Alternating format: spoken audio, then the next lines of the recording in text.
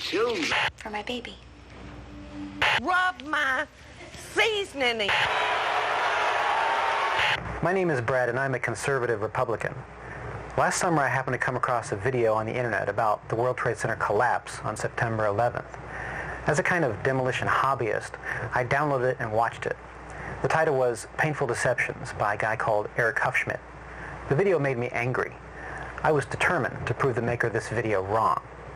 I purchased DVDs about 9/11 from CBS and PBS Nova, including one made by the Naudet brothers. These were considered the official videos. And after watching them carefully and researching thousands of websites and archives on the internet, literally not sleeping for an entire week, I realized that the official story, not Eric Hufschmidt's Painful Deceptions, was unprovable, unsubstantiated, absolutely wrong. What you're about to see is information you should already know. Our news reporters, government, and media should have made all this material available to every one of us.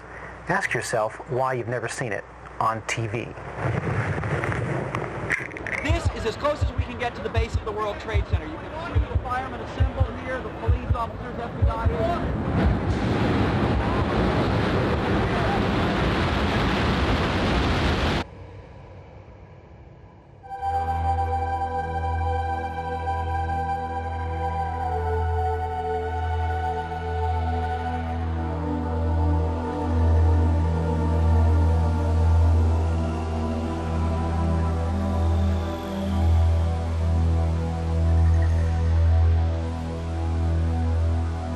On September 11th, we learned that 4 passenger planes were hijacked and taken radically off course.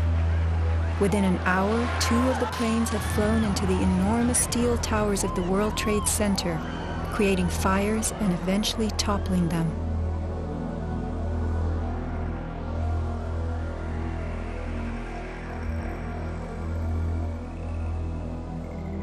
Dazed by the news, the American public soon believed the fires in the towers had burned so hot they caused the steel frames of the buildings to give way.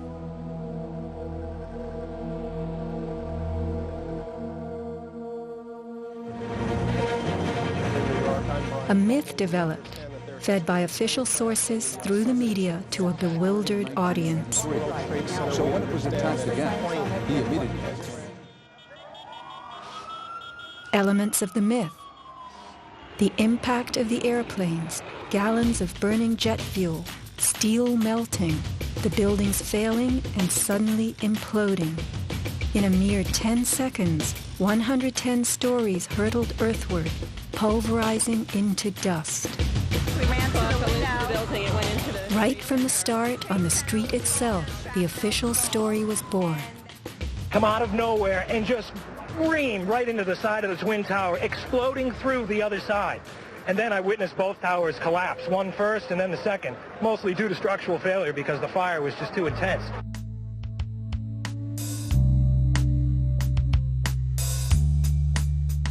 The myth bled into the FEMA report and was echoed by the experts. It was the combination of the impact load doing great damage to the building, followed by the fire, that caused collapse. John Skilling and Les Robertson were the structural engineers who designed the streamlined steel frames of the Twin Towers in the 1960s. Because a wayward Army bomber flew into the Empire State Building in 1945, the towers were built with skyscraper crashes in mind. The airplane we were envisioning was the largest airplane of its time, flying slowly and low, lost in the fog. We designed the buildings to take the impact of the Boeing 707 hitting the building at any location. But the aircraft that hit the towers was a Boeing 767, heavier than a 707, fueled for a transcontinental flight and traveling fast. 707s and 767s are comparable.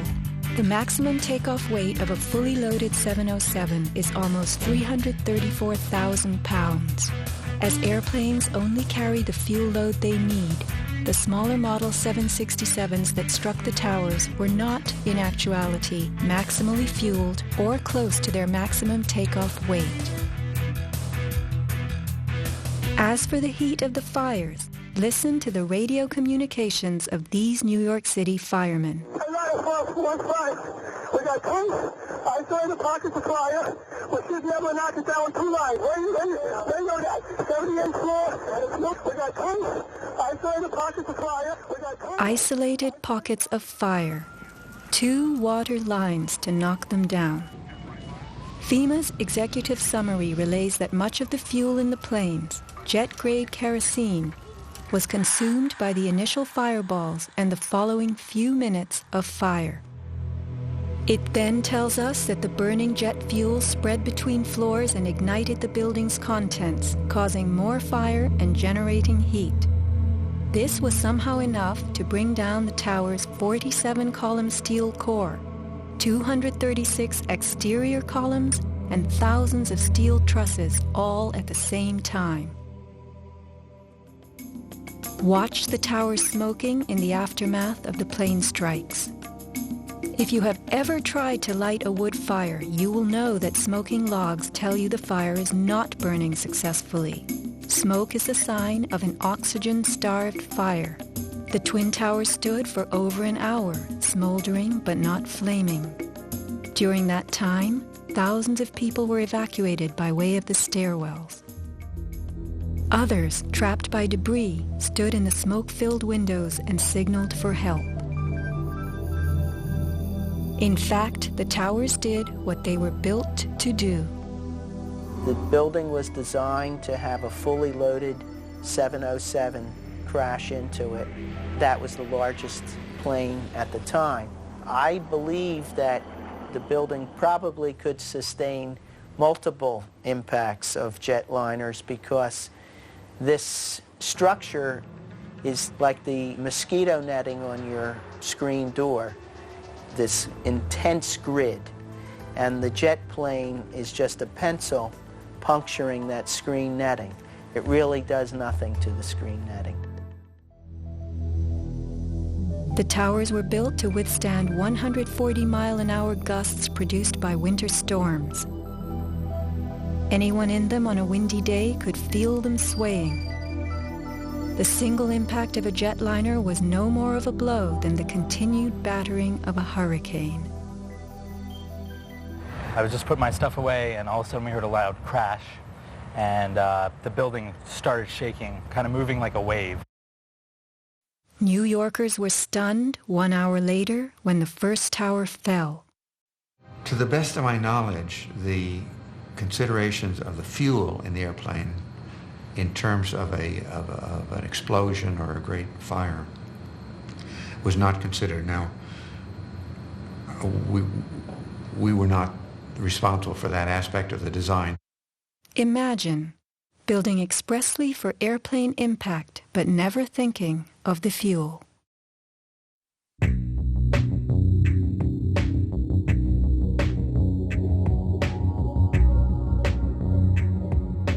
Never before in the history of the world has a steel building collapsed due to fire.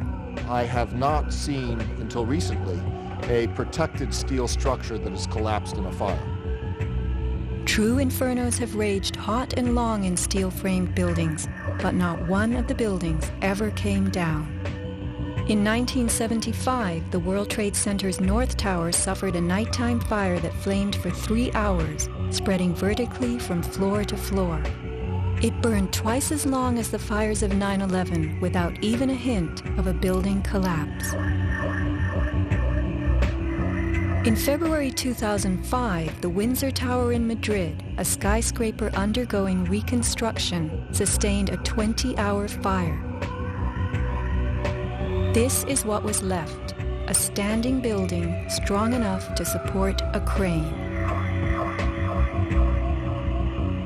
Compare a 20-hour inferno to 90 minutes of smoke.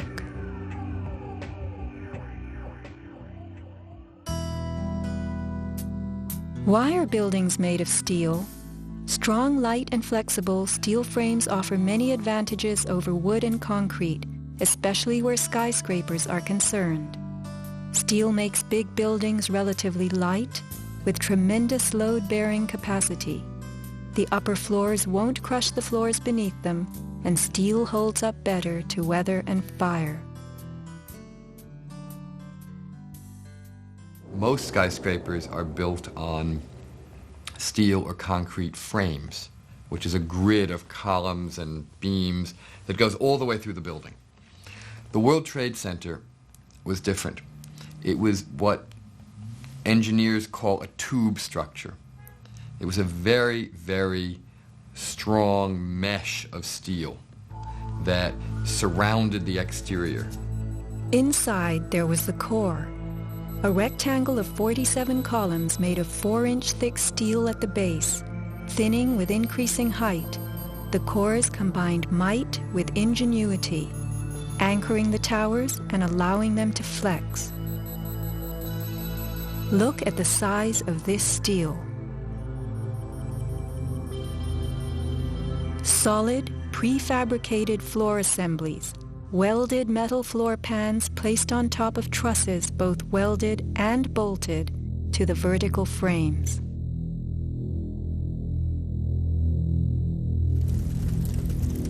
The story we were told. This rock-like steel grid gave way because fire warped the trusses, causing the bolts to fail. As the trusses sagged and fell, the floors dropped with them. In its 2002 documentary, Why the Towers Fell, PBS creates a video model. Once the trusses fail, the floors they were holding cascade down with a force too great to be withstood. The result is what's called a progressive collapse, as each floor pancakes down onto the one below. What remains standing? The tall, indestructible core. Why does PBS fail to explain the complete disappearance of the Twin Towers' cores?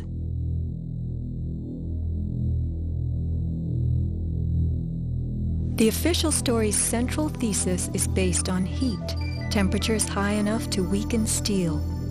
But people in the towers did not report such heat. Think about it. Neither steel, concrete, nor glass can burn. So what in those buildings could have burned to make such heat? How do these firefighters describe the collapse of the North Tower? We started running, floor by floor, it started popping out. It was if they had detonated. Yeah, as if they were planned to take down a building. Boom, boom, boom, boom, boom, boom, boom, boom. All the way down. I was watching it and running.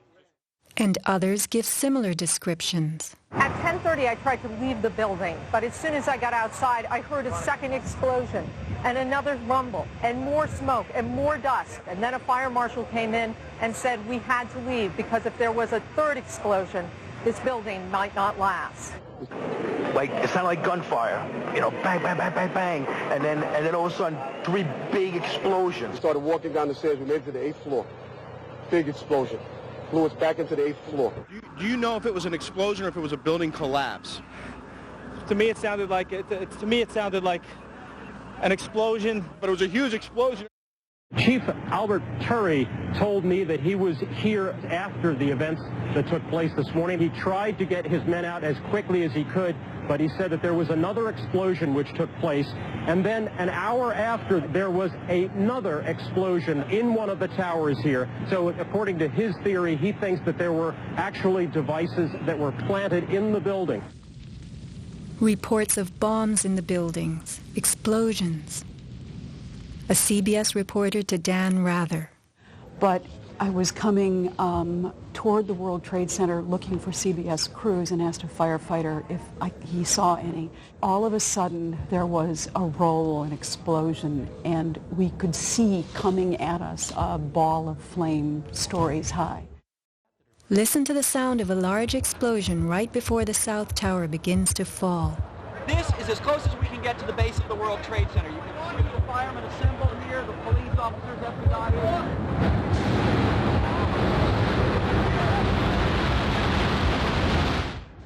Sound reaches us after what we see. If the boom we just heard was the sound of the building collapsing, it would follow the collapse. Instead, the boom is heard before. Whoa, whoa, whoa. bring it back.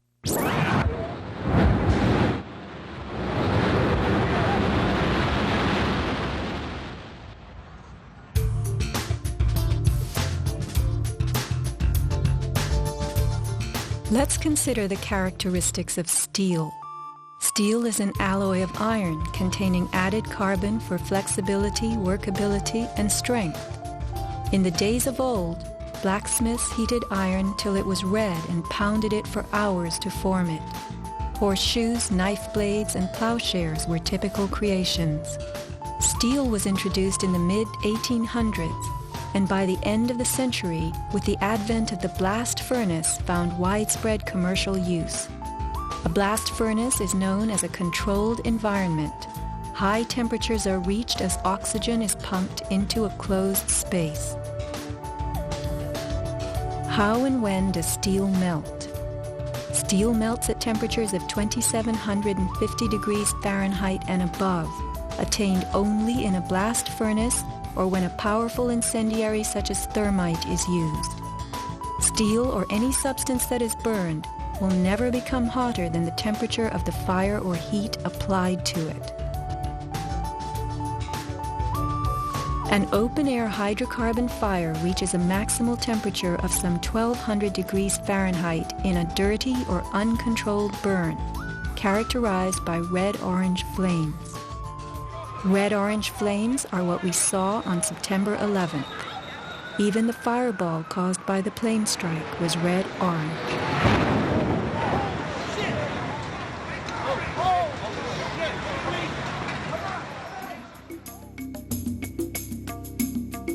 A controlled burn falls between a dirty burn like a fireplace and a controlled environment, the blast furnace. A controlled burn employs a regulated mix of air and fuel, an example being your gas stove or the engine in your car. You can fire up your gas stove all day long, making soup, roasting a duck, or simmering a stew. Made of steel, your stove will not melt, and nor will your pots and pans. This is a kerosene heater designed for use in any ordinary house. The heater runs on jet-grade kerosene contained in this tank. Made of steel, the heater can operate all night and all day. The kerosene fumes ignite and burn inside it, never causing even the smallest part of this heater to weaken or melt. Yet we were led to believe that these tremendous buildings, framed in steel and surfaced in aluminum, totally collapsed from small scattered fires and 90 minutes of smoke. Take note of these hurtling beams, thrown laterally outward as the tower comes to earth. Would fire have the strength to eject such huge hunks of metal? MIT engineering professor Thomas Eager's 2001 paper is officially considered the academic standard for explaining the World Trade Center collapses. In it, he tells us that steel loses half its strength at 650 degrees Celsius, and that the fires that day did not get much hotter than this. He stresses, however, that the fires did not burn evenly. It was the uneven temperatures that caused the steel to deform and some of the floors to fail. These falling floors brought down the whole building. While it was impossible for the fuel-rich diffuse flame fire to burn at a temperature high enough to melt the steel, its quick ignition and intense heat caused the steel to lose at least half its strength and to deform, causing buckling or crippling. This weakening and deformation caused a few floors to fall, while the weight of the stories above them crushed the floors below, initiating a domino collapse. In plain language, straight from MIT.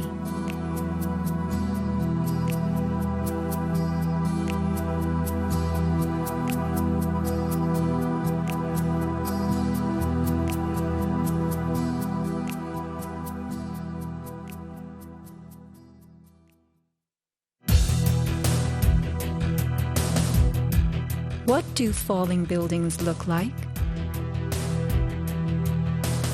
What do demolitions look like?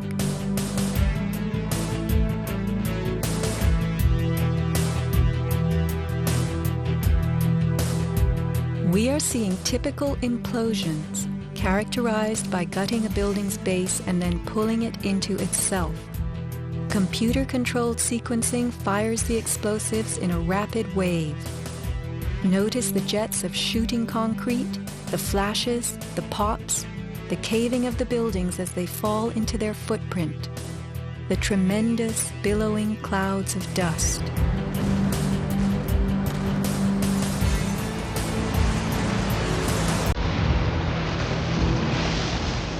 Now let's look at the collapse of the Twin Towers.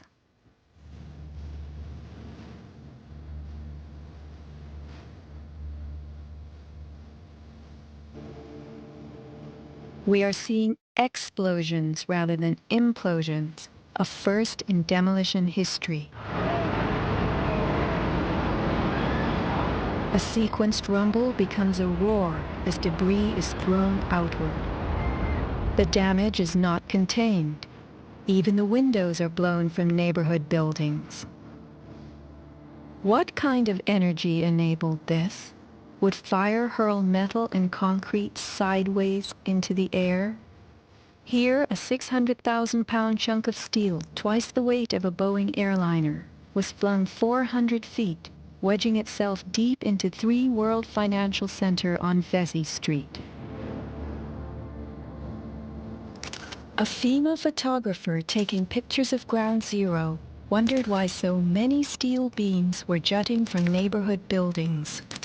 Watt shot pieces of the towers all the way across the street.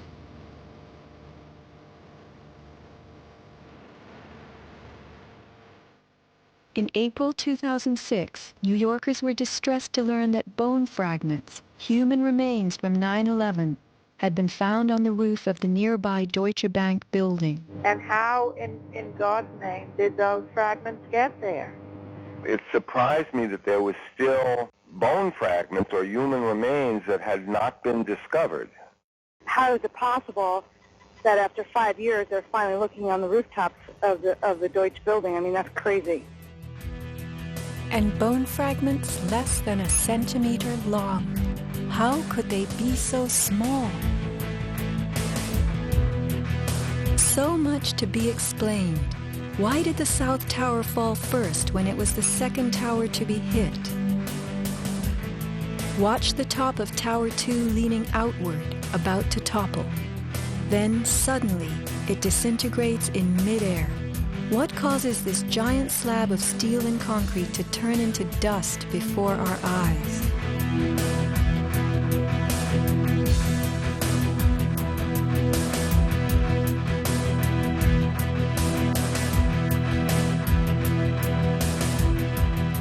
Watch both buildings collapsing straight down, directly into the path of most resistance, which is all the floors and all the mass of the building itself.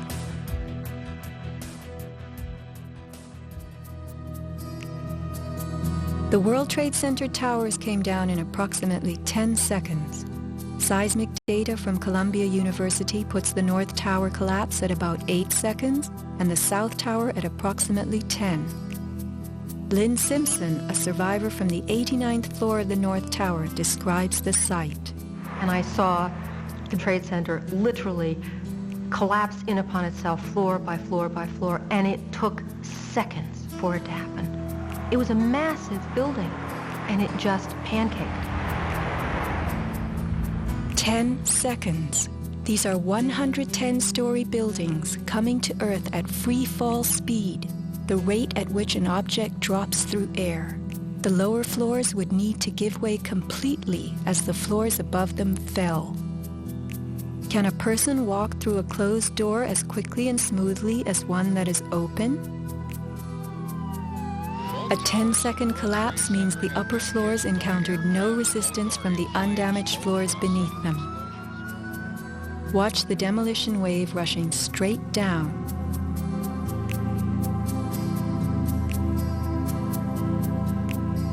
Here the South Tower is half its original height, but wreckage from the upper collapse has not yet fallen this far. We are watching a demolition moving faster than gravity itself, a building bursting into powder from top to bottom.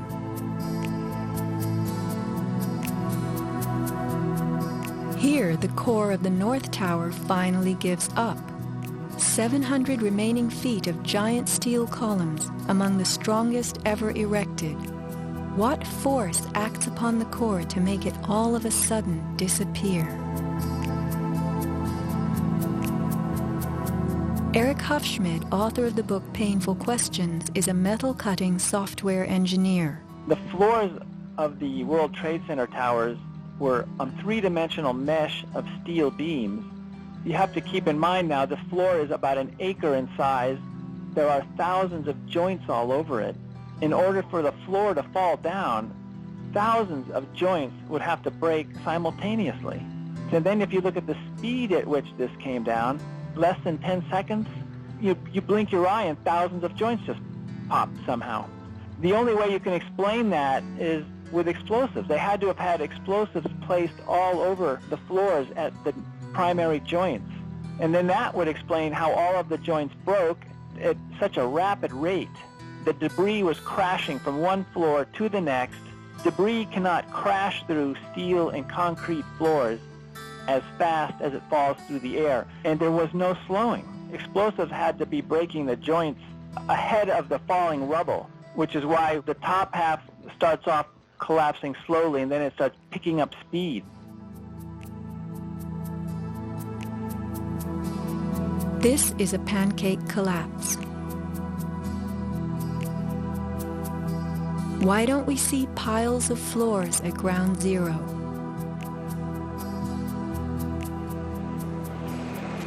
And paper blown everywhere. Wouldn't a pancake collapse have trapped the contents inside? What blew this paper all over New York? If you were to drop a billiard ball from the top of the Twin Towers, it would hit the ground in just over 9 seconds, the average time it took for the towers to fall. Helped by gravity and falling through air, the ball will gain speed. The calculation for a pure pancake collapse of 110 stories, with each floor pulverizing to get out of the way, is 96 seconds. In the real world, with the floors creating resistance, a pancake collapse would lose speed. Never would it gain speed.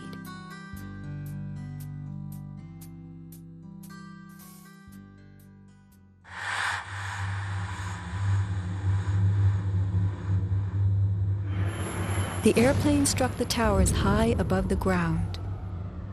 But down in the lobby of the North Tower, marble facing flew off the walls, the windows shattered, all the glass blown out. Right away, a guy from the Port Authority told him the damage was somewhere above the 78th floor. But all you had to do was look around. It was obvious. Something had happened right there in the lobby. You just saw that all the windows were blown out. The lobby looked like the plane hit the lobby. Like the plane hit the lobby. What caused so much wreckage in the lobby? William Rodriguez, a maintenance employee at the World Trade Center and the last human being to exit the towers alive, describes a giant blast below his building. And all of a sudden, we heard an explosion. It was a huge explosion that came from under my feet, meaning that it came from the sub-levels between B2 and B3. And then there was a huge explosion at the top of the building. You could hear the difference from the bottom and all the way through the top. The one from the top, which was actually seconds after, was heard very far away. The one at the basement was pretty loud, and you felt your actual feet moving with the floor. The tremor that is sent through the floors, that the walls cracked and the false ceiling totally collapsed. And that's when a person named Felipe David came running into our office saying, "Explosion, explosion, explosion." And when I saw him, he has all his skin pulled from under his armpits and missing pieces on his face. An explosion deep down in the tower before the plane crashed 95 floors above. Others lived to report enormous explosions below the towers. Construction worker Philip Morelli was in North Tower sub-basement 4 at the time of the first plane strike. I go downstairs, the foreman tells me to go to remove the containers. As I'm walking by the main freight corridor building in the corridor, that's when I got blown. I mean, the impact of the explosion, of whatever happened, it threw me to the floor, and that's when everything started happening. Blown to the floor. Let's hear what happened next. I was racing, I was going towards the bathroom. All of a sudden, I opened the door, I didn't know it was a bathroom, and all of a sudden a big impact happened again. And all the ceiling tile was falling down, the light fixtures were falling, swinging out of the ceiling. And I come running out the door, and everything, the walls were down, and now I started running towards the parking lots. There was a lot of smoke down there, there was a lot of people screaming. People came with us running up the ramps. Philip then ran underground to the South Tower. You know, you got to go clear across the whole from 1 to 2 World Trade Center. You know what I mean? That's the way you got to run. And then all of a sudden it happened all over again. Something else hit us to the floor. Right in the basement, you felt it. Walls were caving in, everything that was going on. I mean, I know of people that got killed in the basement. I know of people that got broken legs in the basement. People that got reconstructive surgery because the walls hit them in the face. Engineer Mike Pecoraro in the 6th sub-basement found the parking garage and machine shop reduced to rubble.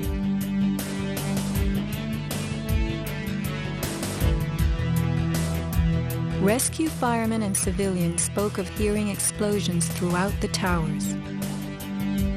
Firefighter Lou Caccioli told People magazine that as he and others evacuated workers, bombs were going off inside the building. Explosions stalled elevators and filled entire floors with smoke and debris. An eyewitness who said there was an explosion on floor 7-8. 7-8. Dispatch, we've just had another explosion. Warren Street because of the secondary explosion. We've got numerous people covered with dust from the secondary explosion. And we got another explosion on the tower, 1013 down 2, and it's a major explosion and what appears to be a complete collapse surrounding the entire area. Who's involved in the secondary explosion?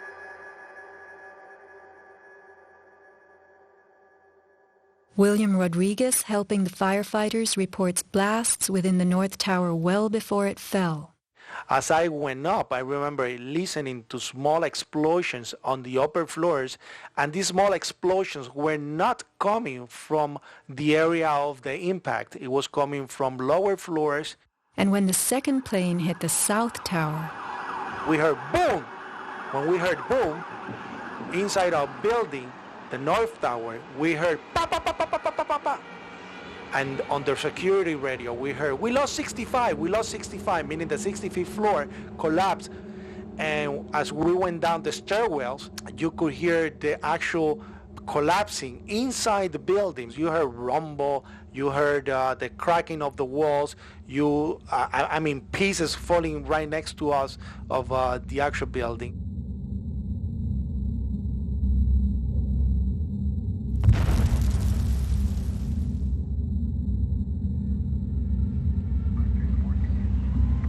What happened at the base of the towers just before they came down? Smoke appeared at street level.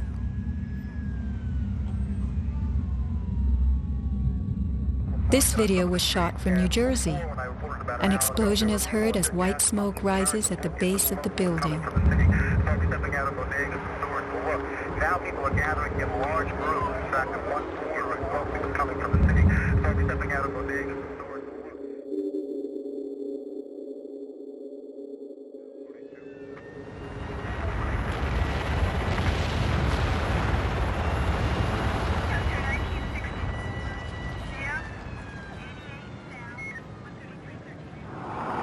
Watch the camera shake on its tripod as a large energy source rocks the ground. 9 seconds later, the North Tower falls. I heard like an explosion and then a cracking type of noise. And then it sounded like a freight train, rumbling and picking up speed. I looked up and I saw it coming down. As I came out of the North Tower, everything started trembling under my feet like an earthquake. The only thing I saw was a fire truck. I ran towards the fire truck and slid right under, when the building started to collapse right on top of the fire truck.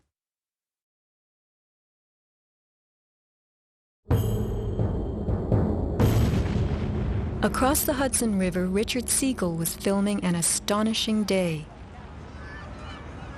The sound meter of Richard's camera caught something very significant. Adjusted for the distance involved, as sound travels more slowly than what we see, the camera registered multiple explosions in the towers. Here is the South Tower record. Then the building fell.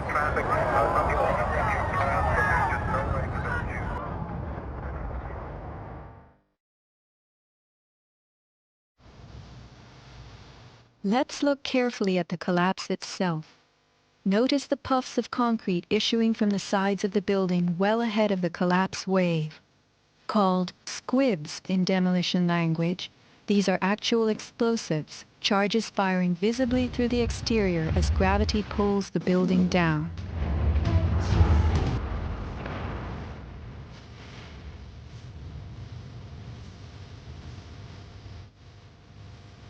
Here are more.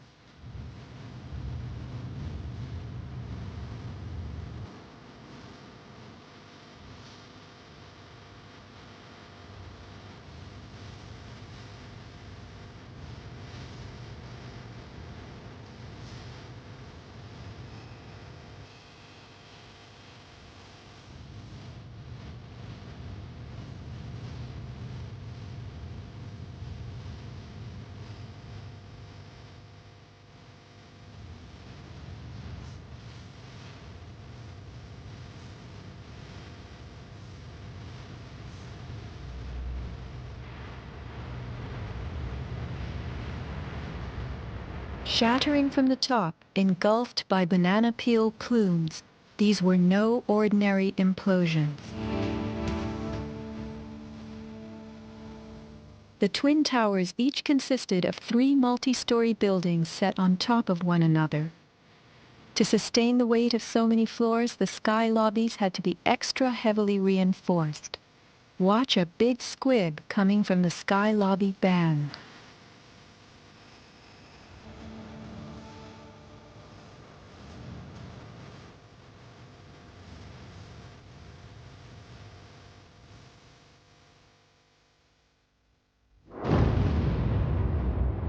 A powerful blast produces what is called a shock wave. Explosions generate extremely high compressional waves that exceed the limits of surrounding air and space, creating a violent force. When the debris started coming down, I was right in the shadow of the South Tower. I was less than 100 yards away. Everybody saw the video over and over again of that cloud chasing people down the street. It was like a tornado. It was like being hit by a wave at the beach, but the wave was intense, it was hot, it was noisy. It was like getting hit in the back by gravel blocks, like somebody had picked up handfuls of rocks and was just throwing them at you. And the noise kept coming and coming, and one second I was running, and the next second I was flying. I was just, I had no control over my feet, no choice as to what direction I was going. I was in the air, and it seemed like I was being followed by this tornado of darkness. The South Tower fell first. This is the shockwave blast as it rocks the tower next door.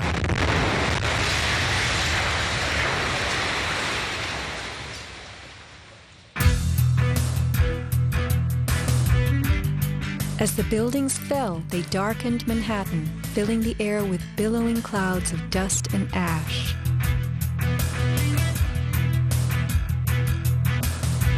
What produces these huge, scudding, cauliflower-like masses of slowly moving dust? True, a 110-story building has just been reduced to 1 million tons of rubble. But is there anything in our experience we can compare it to? A volcano.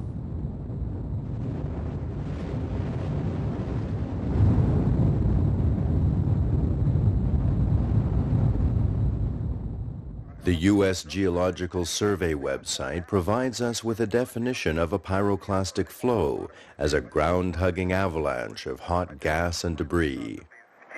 The rising gas chimney is clearly visible in this photo of the North Tower implosion with pyroclastic flows between buildings. The cauliflower shape of the debris clouds is a telltale sign of pyroclastic flows generated by massive explosions typical of volcanic eruptions and controlled demolitions. The second building that has gone down.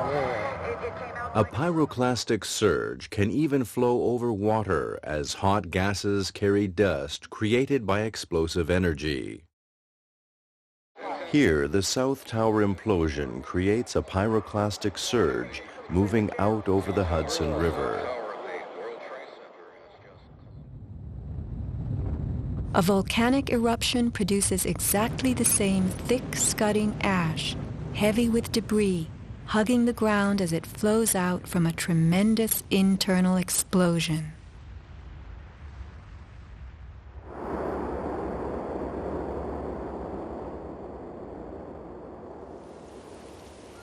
On the southern tip of Manhattan, surrounded by water, huge retaining walls were built below the World Trade Center to hold back the ocean and Hudson River. The bathtub, as it was called, held 7 levels of parking garages, maintenance rooms, and the New Jersey Path train station. After September 11th, the 3-foot-thick slurry walls were found to have shifted up to 18 inches inward. These walls are coming in. These walls hold back the river. So if these walls cave in, this place is going to get flooded out by the river. Let's think about this. A pancake collapse should have left the foundations in place. They had always borne the weight of 110 floors, but something happened in the sub-basements to disrupt them. All the collapse had gone down to track level, so we had 60, 70 feet of wall, totally unsupported. What kind of force could have dislodged so many stories deep underground?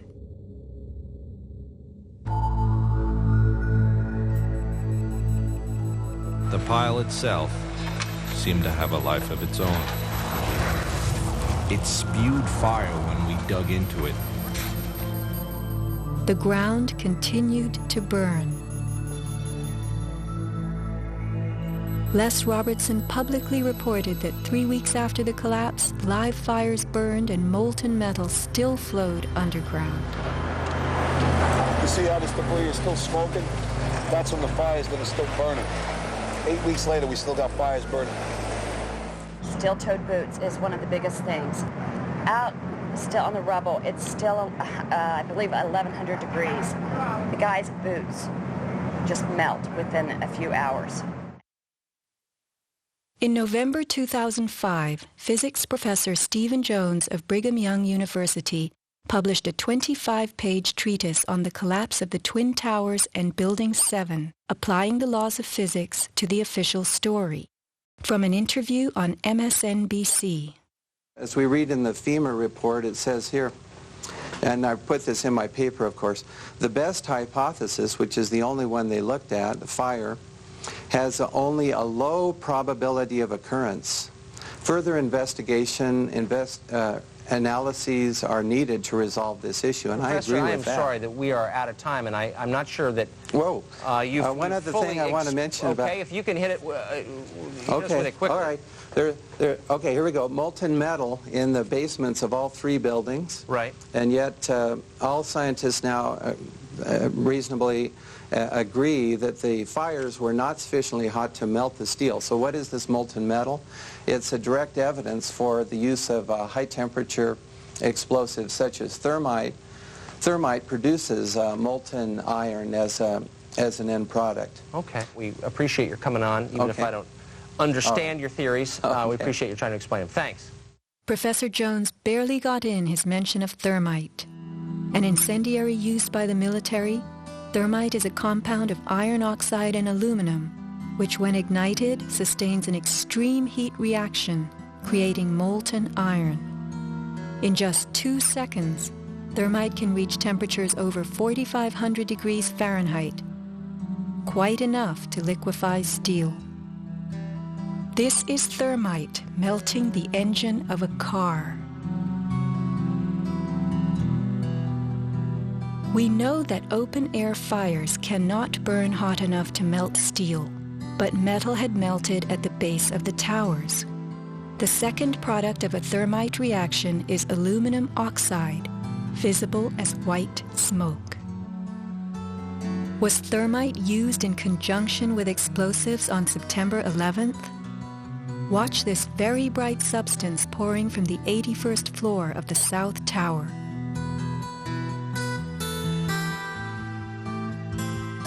And white smoke appeared at the base of the building. Would this be aluminum oxide, the byproduct of a thermite reaction? Appendix C of the FEMA report describes sulfur residues on the World Trade Center steel. The New York Times called this the deepest mystery of all. Sulfur slightly lowers the melting point of iron, and iron oxide and iron sulfide had formed on the surface of the structural steel. Sulfur used with thermite is called thermate, producing even faster results.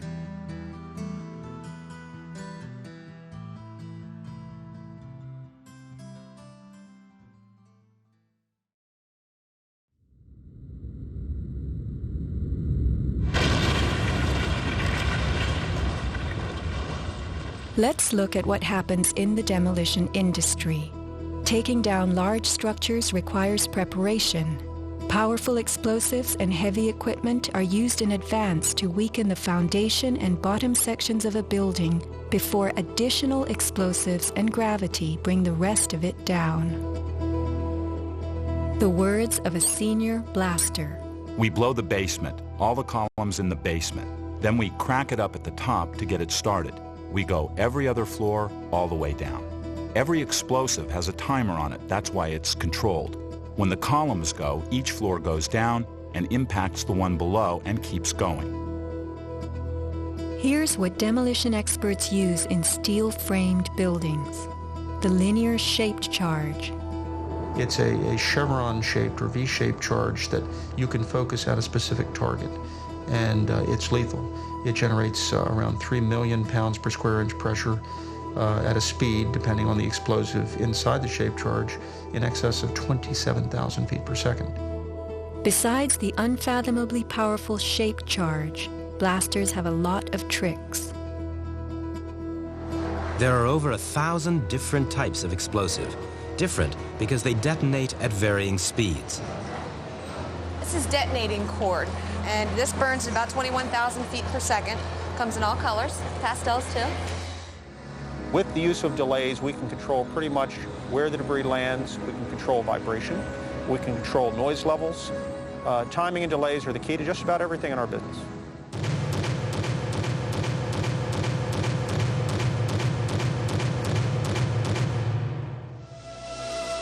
And what is the result? The thing that pleases me is the fragmentation and the control. I wanted to take a building and break it up into millions of pieces and put it in this basement as artfully as we do it, and it works just like clockwork. So we've got it all down to a science. It gives me goosebumps to talk about it.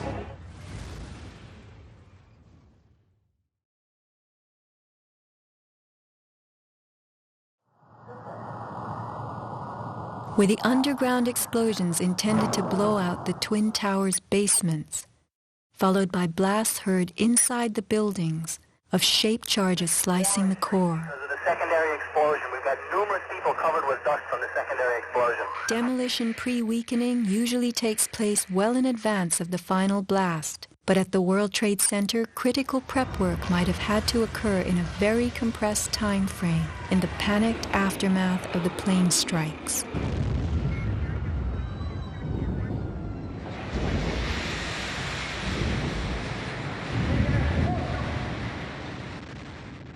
These core columns were discovered after the collapse.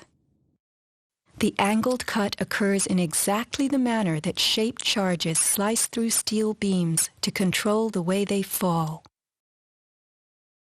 Notice the hardened, once liquid metal. Was thermite used with the shaped charge? The job of the shaped charge is to cut steel H-beams. The way we do this is by cutting the beam at an angle, which through a series of beams cut at the same angle will tend to make the building shift over and walk. Let's look at the rubble of two 110-story buildings brought to the ground. In a 7-story crater lie nearly 2 million tons of debris. Had the basements not been blown out, where would 2 million tons have gone?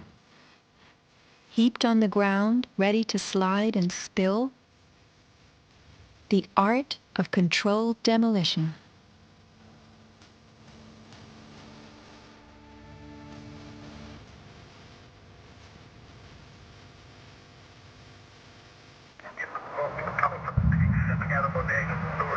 Remember the pre-collapse and mid-collapse explosions caught by Richard Siegel's camera on the Jersey Shore? Were these the blasts that took out the core and upper basements just before the final crumble, a mind-boggling sequence of computer-controlled delays that blew the exoskeleton, pulverized the concrete, to bring the whole structure rolling to the ground?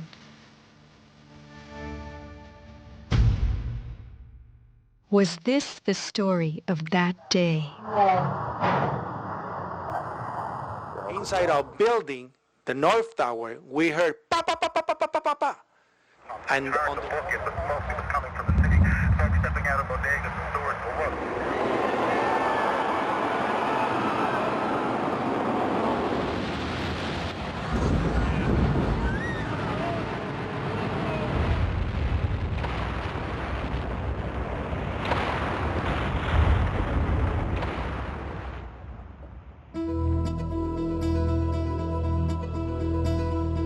Some people appear to have known the imminent future on that fateful day. FEMA had arrived in New York on Monday night, ready for a bioterror drill.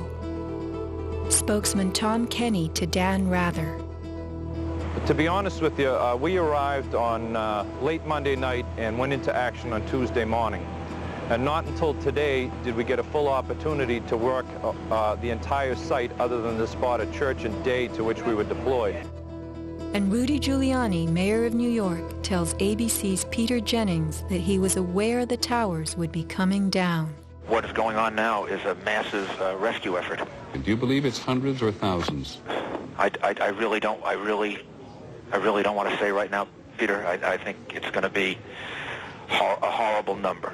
I saw people jumping out of the World Trade Center. I saw some of the firefighters who I know going into the building.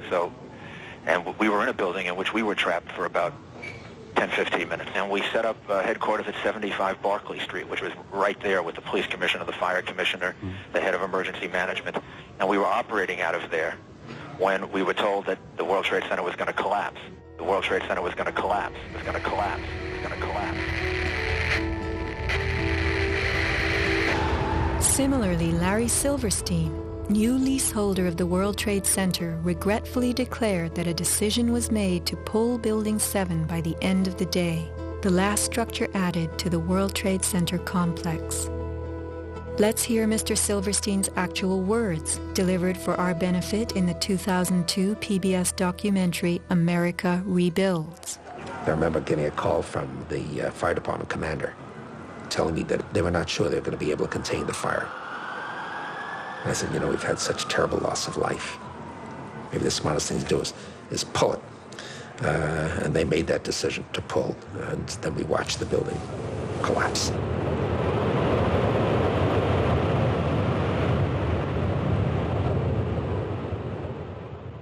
Blast, shoot, blow, and pull are terms used in the demolition industry to refer to bringing down buildings, bridges, and other structures. Because I actually blew the hospital down that I was born in. Originally, we had figured to shoot it, let it drop straight down. Then, watch Demolition Dynamics attempt a big blast. And from Ground Zero's own post-disaster wrecking crew. By mid-December, the Department of Design and Construction had leveled World Trade Center buildings 4 and 5. Hello? Oh, we're getting ready to pull building 6.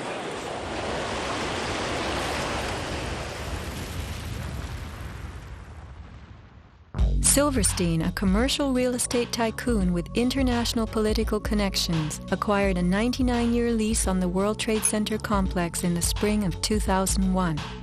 Throughout the summer, he reworked the insurance policies on his new property, making sure that it was covered for acts of terrorism. Explicit in the lease agreement was Silverstein's right to rebuild the complex if it were destroyed. After 9/11, Mr. Silverstein fought his insurers in court to obtain double his policy limits for the destruction of his property, maintaining that the double hijacking constituted 2 disasters caused by terrorists, not just one.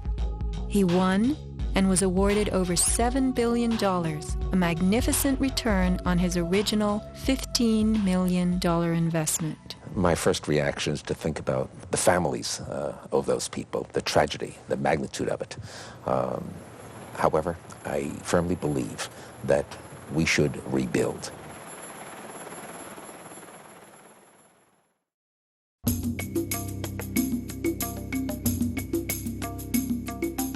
Just in the last few seconds, another building, building number 7, one of the buildings in support of the World Trade Center towers, has collapsed. World Trade 7, functioning as the command center for the complex, housed giant diesel backup and oxygen systems, the mayor's protected emergency bunker, and offices for the CIA, Secret Service, Department of Defense, and Securities and Exchange Commission.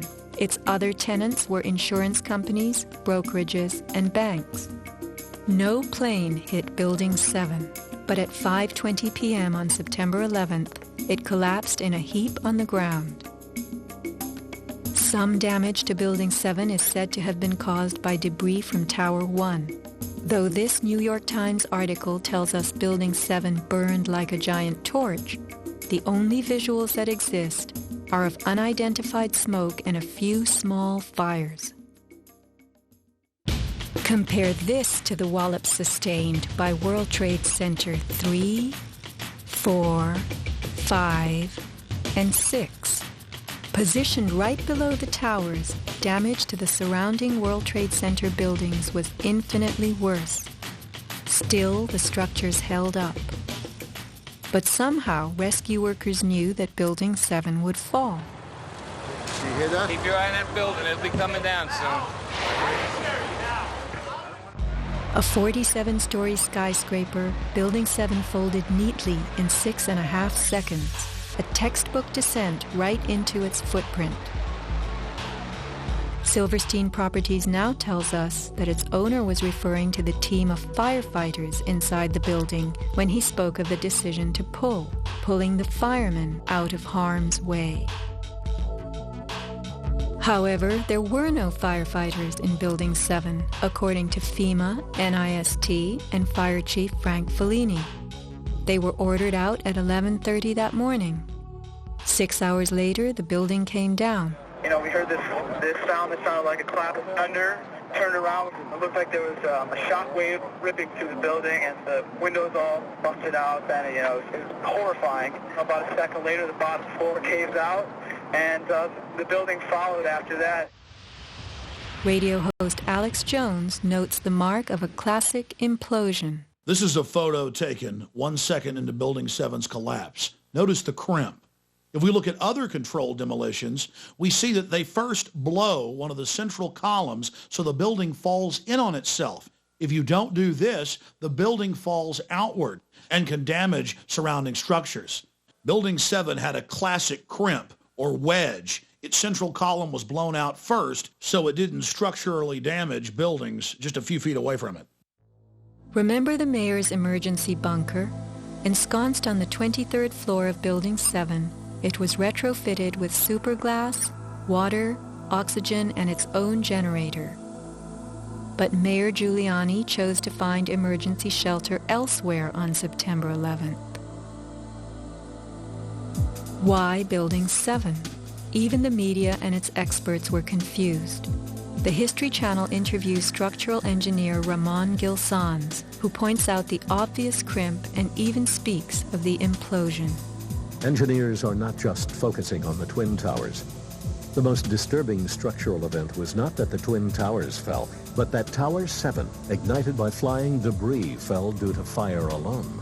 Building 7 was a steel frame building, and is the first steel frame building that has collapsed due to fire. The failure of the building was an implosion, so it failed completely different than Towers 1 and 2, in which the floors failed first. Why Building 7? Let's ask the question again. As the WTC Command Center, was it the hub for the 9/11 plan? Also, in 6.5 seconds, lost forever were thousands of SEC case files on corporate fraud, including those relating to the notorious activities of giants WorldCom and Enron. A few indictments for stock fraud, but what of the $70 billion California electricity swindle? It disappeared.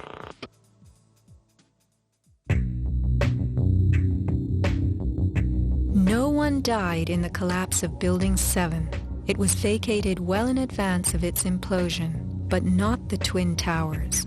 Why weren't police, firemen, and civilians in these buildings told what to expect? Tragically, employees in the towers were advised to return to their offices. The announcement came on that everything was fine.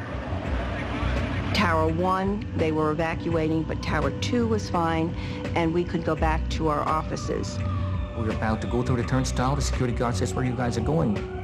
I said, "Well, I'm going home because I saw fireballs coming down." He said, "No, your building is safe. It's secured. It is safer to stay in your building. Go back to your office." Stanley Prayamnath returned to the 81st floor. Then, I just happened to raise my head looking straight towards the Statue of Liberty, and what I saw was a giant airplane coming straight towards me. the South Tower was hit between the 78th and 84th floors.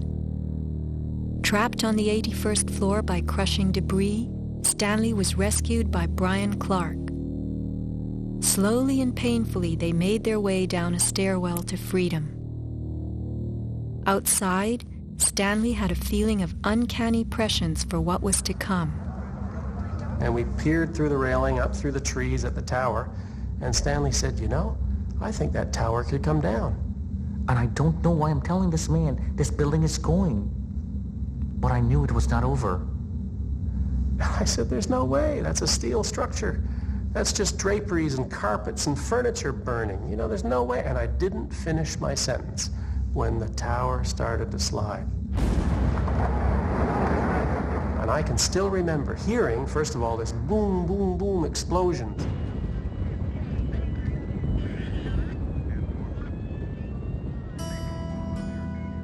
Not all were blessed with intuition or foresight. Joseph Milanowicz reached his son Greg by cell phone. Greg at that time, I could tell by his voice, was scared. He said to me, "Dad, can you get in touch with someone and tell them that there's about 20 of us on the northeast corner of the 93rd floor."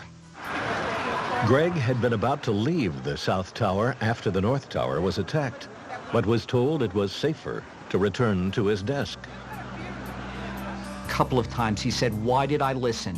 Why did I listen?" Who was a director in the company that provided electronic security for the World Trade Center and Washington's Dulles Airport, both involved in September 11th? None other than the president's younger brother. From 1996 to 2000, Securicom installed what was referred to as a new security system at the World Trade Center. Wirt D. Walker III, a cousin of the Bush brothers, was CEO of Securicom from 1999 until 2002. Interestingly, these facts have not been made public. Was it only a security system that was added during those years, or was it also the wiring for a long-awaited plan? Scott Forbes, an IT specialist in a firm that had leased space in the South Tower since its erection, reported an unprecedented power down in his building for almost the whole weekend prior to 9/11. We were notified 3 weeks in advance of the power down by the Port Authority. That was relatively short notice to plan to shut down all of our banking systems. It was a big deal. It was unprecedented. We had a data center on the 97th floor, so our originating servers were all there. During that weekend, the power down meant that there was no security. The doors were all open, basically. And also the security video cameras were all off. But there were guys in overalls carrying huge toolboxes and reels of cables walking around the building on that weekend. Employees were notified that internet cables were being upgraded. But who were the strange workmen, and what were they really doing? All the power was shut down. If there was a power down, that meant that everything was gone in terms of security, in terms of access to the building. So anybody could have gone there and do any kind of setup. Having worked overtime to get his company's servers back up, Scott took the day off on September 11th. As he watched the towers collapse from New Jersey that morning, he was sure this had been the purpose of the mysterious weekend work. Scott notified many authorities, including the 9/11 Commission, about the unusual and lengthy power outage, but was ignored. Ben Fountain of Fireman's Fund spoke of unusual evacuations ordered at the Twin Towers during the weeks before September 11th. Others reported that the security alert was inexplicably lifted 5 days prior and bomb-sniffing dogs were removed. What would the dogs have discovered had they remained on duty?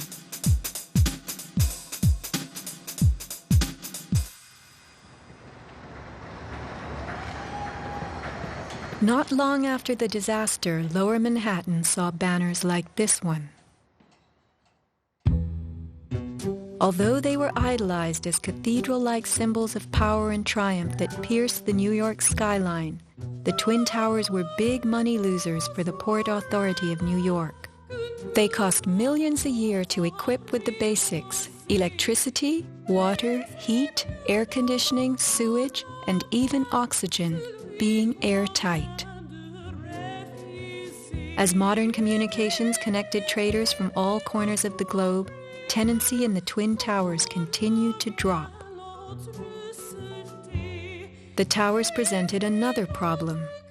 Decades ago, their steel beams had been sprayed with fireproof asbestos, a cancer-causing material banned from use in building in the mid-1980s. Although the World Trade Center complex was given several waivers, it was expected to clean up its act.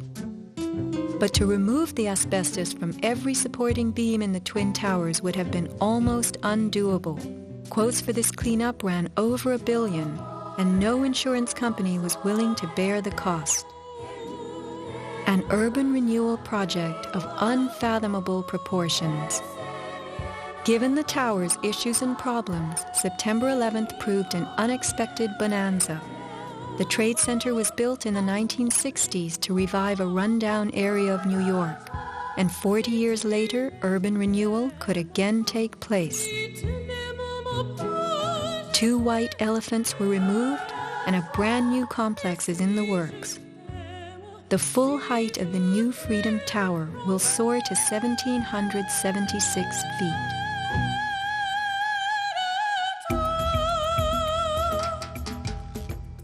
The suffocating dust that engulfed Manhattan was much more than dust.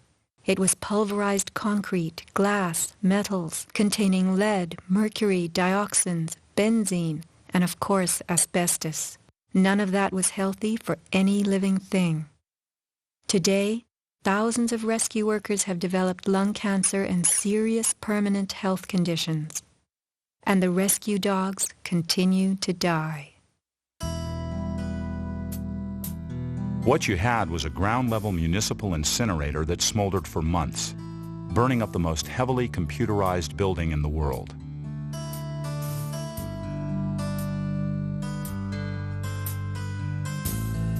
Patients have had black paste coming out of their pores. They have reported bowel movements that are blue or green and have smelled like smoke, despite the fact that they have not been at a fire scene for months. Only 3 days after September 11th, Washington instructed the EPA to declare Manhattan safe and reopen Wall Street, though the air remained toxic. A federal judge is blasting the former head of the Environmental Protection Agency for telling New Yorkers it was safe to return to their homes and offices near Ground Zero soon after the 9/11 attacks. The judge called Christine Todd Whitman's actions, quote, conscience shocking, and refused to grant her immunity. It was documented that the White House ordered EPA to tell these lies, to downplay the seriousness of the environmental hazards. In addition, 9/11 first responders who have fallen ill and applied for aid have been denied.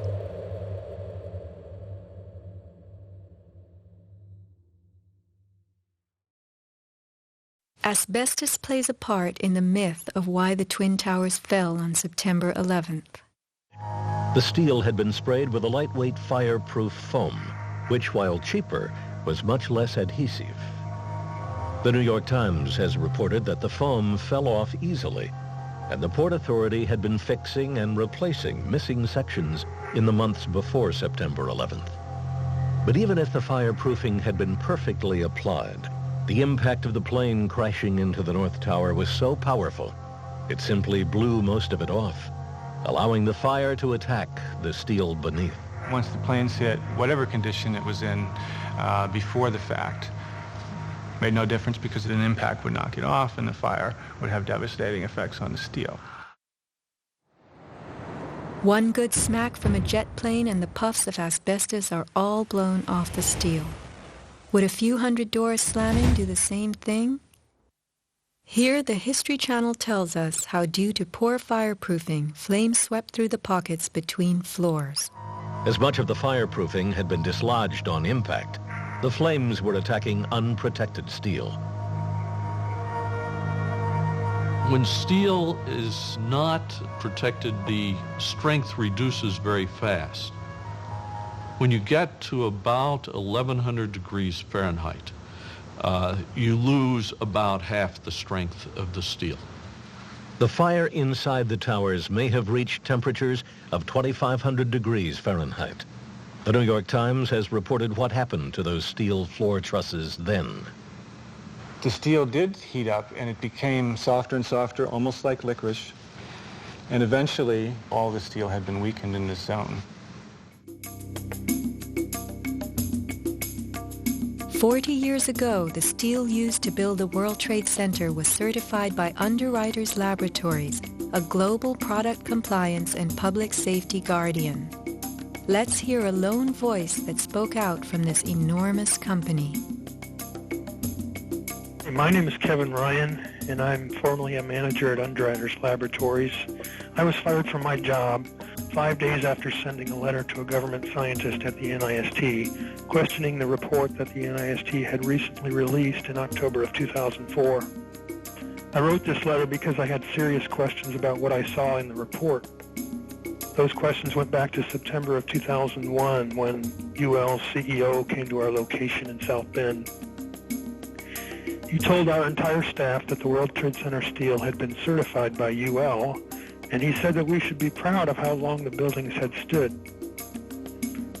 Over the next 2 years, I did some research and found some very disturbing facts, including that the steel had been disposed of in an unprecedented manner. Once I discovered those facts, I sent a written question to UL CEO asking him about these things and what he was doing to protect our reputation as a company. He replied in writing to me that UL did, in fact, test the steel. He talked about the quality of the sample and how well it had performed in the tests. And he said that our company had tested the steel and that it had done beautifully. After that, he asked me to be patient and wait for the NIST report because UL was working closely with them. I saw this report in October of 2004, and in November, I sent my letter to NIST asking for clarification. I felt it was an obligation on my part to ask the questions, since no one else seemed to care to. After the 1993 bombing, the fireproofing in both buildings was updated considerably. But when you look at the NIST report, you don't see any testing that showed that a 767 would widely dislodge the fireproofing under any impact, let alone so far from the point of impact. So now we've been left with a new theory that is not really a theory at all, but only a collection of vague statements. The NIST report represents what can really only be called anti-science. They started with their conclusions and worked their way back to some leading hypotheses. When the results of the physical tests showed that the temperatures were far too low to soften steel, and that the floors could not have collapsed, and that the fireproofing could not have been widely dislodged, the NIST ignored these results and built a black box computer model that no one can argue with, and that would spit out the right answers. Today, anyone who's conscious enough to know what's happening in the world knows that most government policy is being driven by this false story. Crack down and punish the perpetrators of this attack. This is being seen on Capitol Hill as another Pearl Harbor, as another Pearl Harbor, as another Pearl Harbor. The steel in dragon-like lengths and contortions spoke for itself. Bent, deformed, without cracks. I found it hard to believe that it actually bent because of the size of it and how there's no cracks in the iron. It bent without almost a single crack in it. It takes thousands of degrees to bend steel like this. Typically you'd have buckling and tearing on the tension side, but there's no buckling at all. There's no buckling at all. Here is the meteorite, molten iron fused with concrete. And architects, engineers, people who work with steel, welders have just never seen the level of destruction and the level of deformation of this material in our lives. It is true that heat expands steel. In a fire, steel members may swell and bend slightly. But this, how could these huge tangles have been created? The steel below the towers had melted at many thousands of degrees. Since metal conducts heat, were these twisted remains formed by high temperatures wicking their way through a gridwork of steel?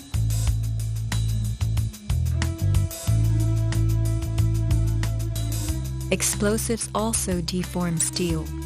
As they fire, gas pushes outward. The force of the gas can easily bend a large steel column.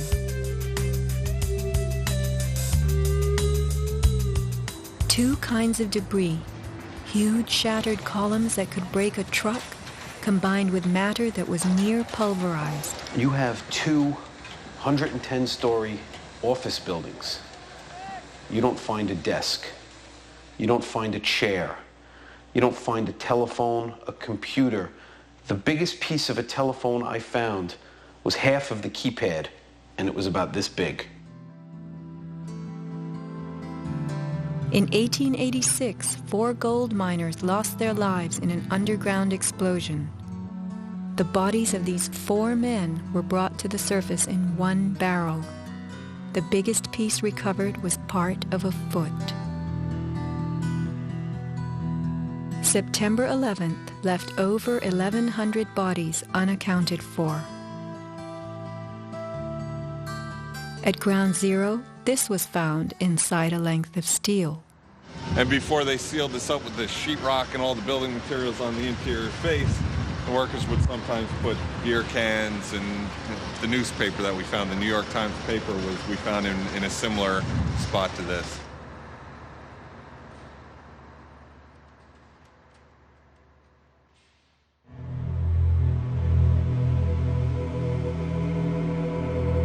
Secrets cannot be kept forever.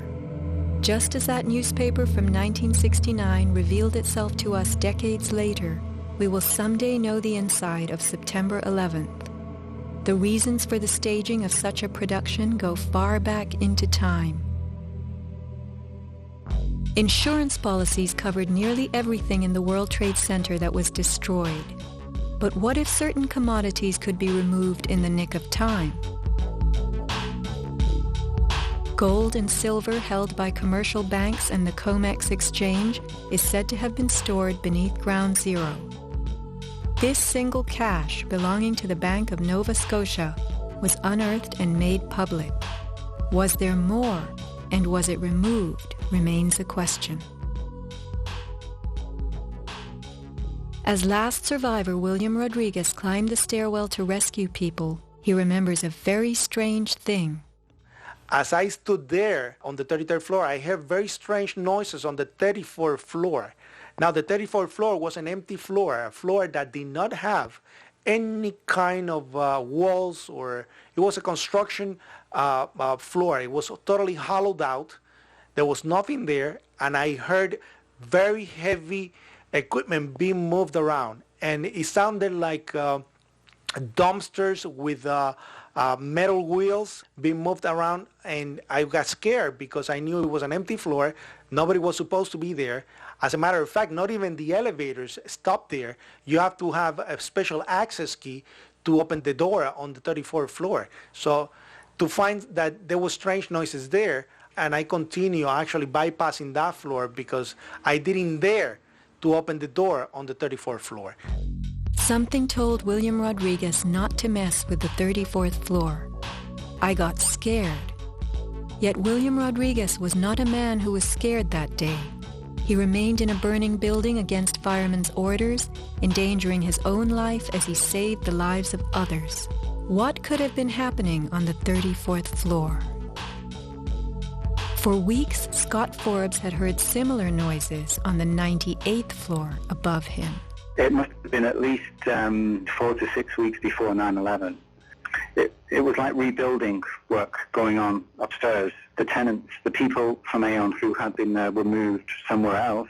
The offices were just vacant. And there was a lot of heavy machinery building work going on. It was almost like pneumatic drills and lots of hammering, so much so that the floors were shaking. That's how noticeable it was. It was almost as if something heavy was being moved and then it was being taken off wheels, and it was like boom. Our floor underneath literally shook.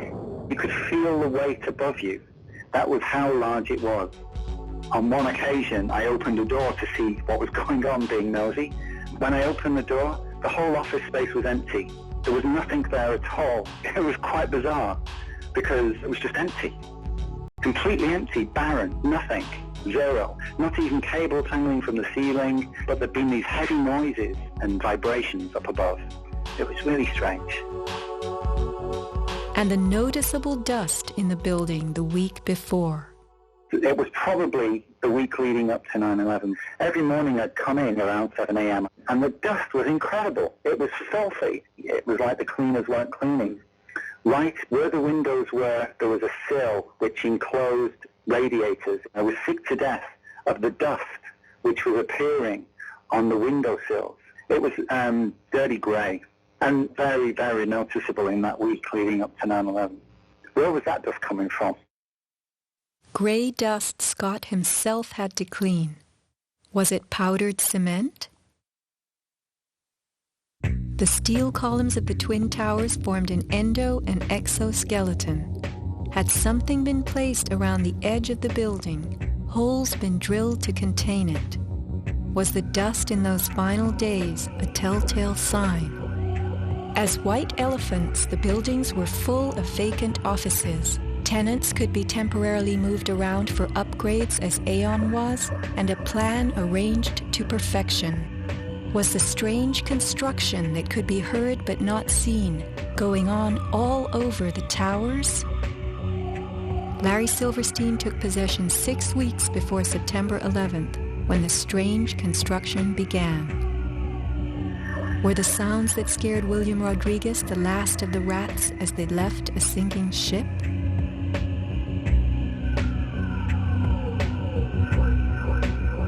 By taking a day off, Scott Forbes saved his life. This woman was not so fortunate. She is 9/11's Iphigenia, calling soundlessly to people who could not help her. Christopher Hanley, trapped with 100 people on the 106th floor of Tower 1. Fire Department 408, where's the fire? Yeah, hi. I'm on the 106th floor of the World Trade Center. We just had an explosion up here. What building are you in, sir? 1 or 2? 1 World Trade. All right. Yeah, there's smoke, and we had about 100 people up here. Sit tight. Do not leave, okay? There's a fire or an explosion or something in the building. All right, I want you to stay where you are. Yes. Kevin Cosgrove, trapped on the 105th floor of the South Tower. There's smoke right there, 105, 2 power. It's right there, it's black, it's iron. My wife thinks I'm all right. I called her and said I was leaving the building, I was fine, and bang. To 3 of us, 2 broken windows. Oh, God!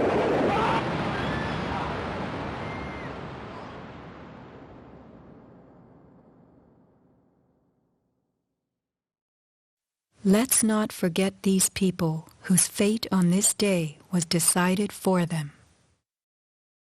As we know, secrets cannot be kept forever.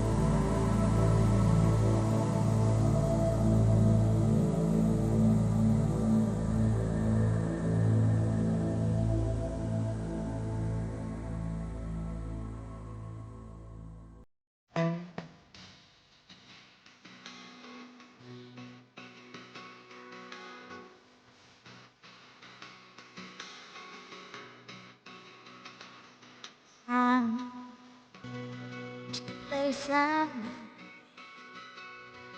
will surely know my name, and I will look inside me. Farewell to all day. Light begins with day. Every flower's once with the sun to taste. We are bound to be pleased. I will stand. I will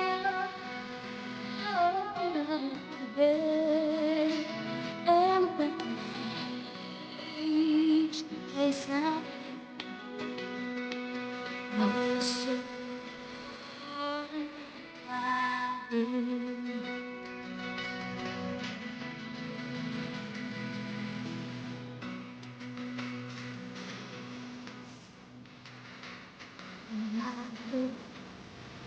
hands between our sides. Cat seems to heal the pain. Little dance make ways. When your lips, I hear my name. I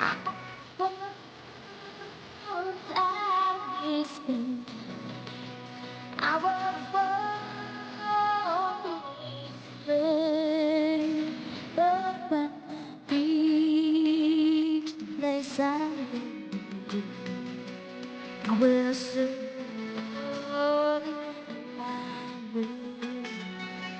I will surely my way.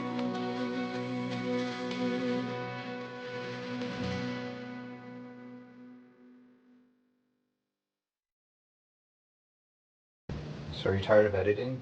Me? Yes. No. Are you filming me? You are, huh? Mm-hmm.